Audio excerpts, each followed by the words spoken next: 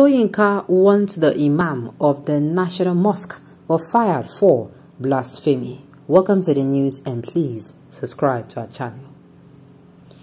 Professor Wole SOYINKA, a Nobel laureate, has called for the dismissal of Professor Ibrahim Makari, the Imam of a national mosque in Abuja, for his comment on the lynching of Deborah Samuel Yakubu, a 200-level student of the Shehu Shagari College of Education in Sokoto, for allegedly blaspheming Prophet Muhammad.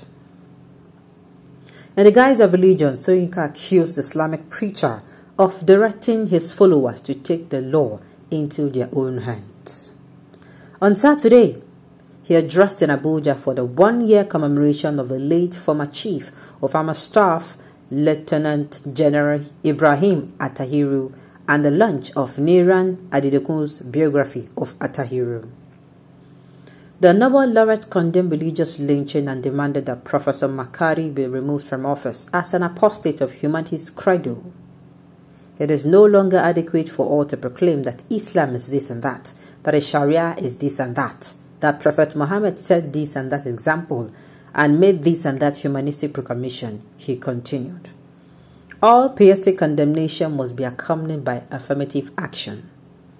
According to the dramatist, the Islamic preacher has done nothing but encourage his followers to kill anyone who insult his followers, who insult Prophet Muhammad.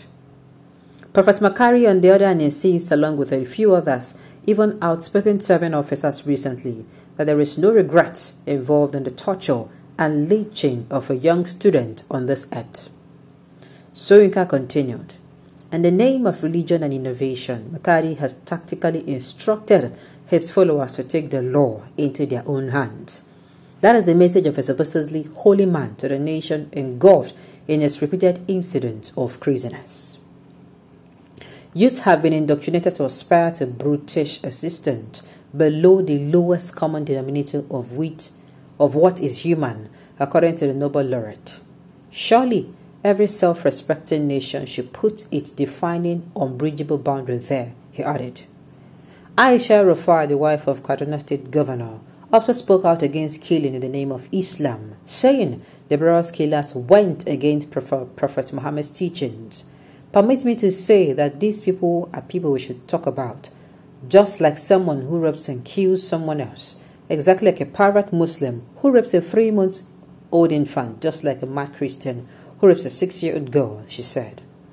These individuals are not acting in the name of any religion. They are not for Prophet Muhammad. For whatever reason, they want to utilize religion. Islam condemns what they did, and if the Prophet was still alive, he would not have permitted such heinous act against anyone. I believe it is vital for me to protect him and the region that these insane individuals defame with their insane act.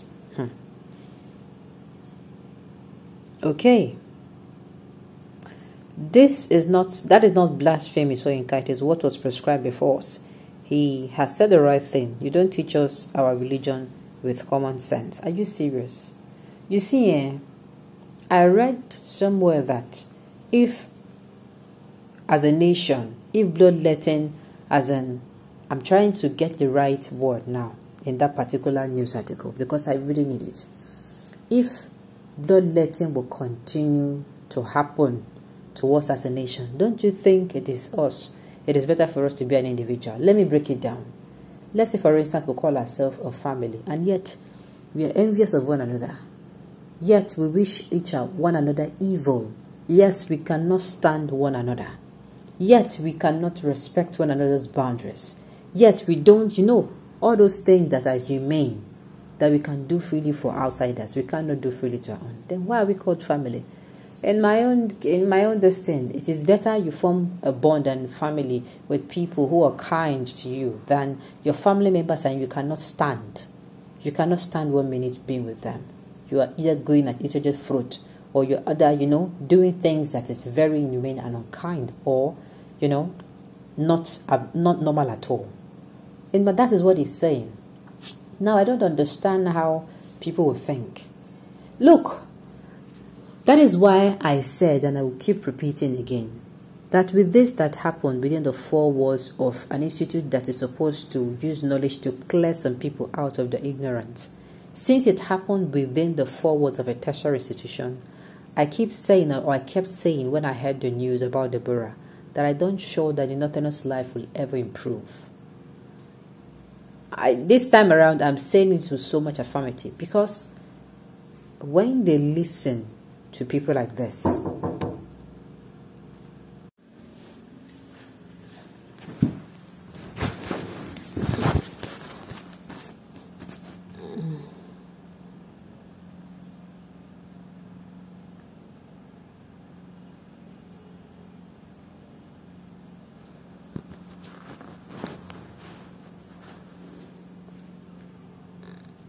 so that's just it, sincerely, because we cannot keep we are not able to have each other's, how am I going to say, we are not even understanding each other, not to talk of had each other's back.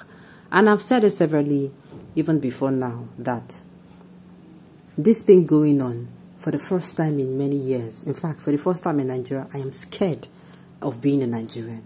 Why? Because I can't imagine myself. I am not a Muslim. I am not Islam.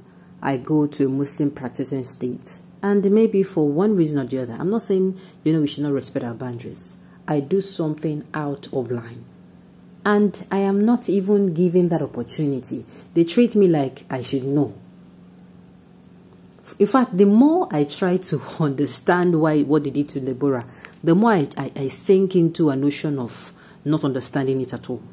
Yes, because I'm like, okay, fine. This girl, yes, she schools in the same school with you, but that school is not an Islamic school. That school is a school where one is, you get knowledge of different things. And Deborah must have been, she must out of ignorantly have said what she said. She didn't know. So nobody could say, this person is a Christian. She does not know. Let's spare her. Even her classmates self. In fact, the guilt will forever be with her so-called colleagues or classmates. Because I believe classmates are more like a family. Yet, some people are coming out to defend it, saying it is right. Saying, I don't know what they are trying to do. And I've said it time without number, that the body language of the president or the presidency is that they're not doing anything about it, and we should expect more of us. Which is the more reason why for the first time I'm saying, if nothing will be done about this, then we should go our separate ways. For the first time in many years, I'm saying that. On this note, we have come to the end of the news. We say thank you for tuning in to